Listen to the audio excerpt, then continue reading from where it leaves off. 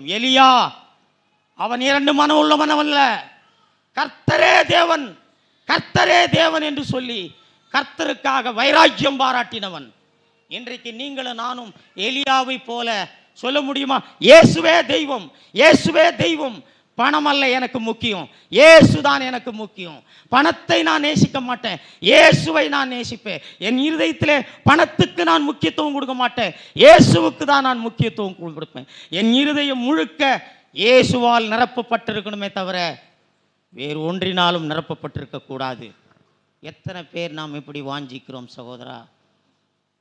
சகோதரா, பழைய ஏற்பாட்டின் காலத்திலே பாகாலுக்கு முழங்கால் படியிடாத ஒரு 7000 பேரை மீதியாக வைத்தது போல இந்த புதிய ஏற்பாட்டின் காலத்திலேயும் மீதியான ஒரு சிறு கூட்ட ஜனங்களை தேவன் வைத்திருக்கிறார்.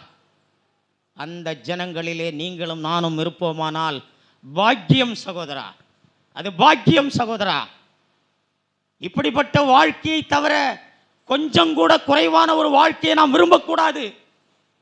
தேவனிடத்திற்கு நீ போகும் பொழுது உனக்கு எவ்விதமான மதிப்பும் உனக்கு இருக்காது.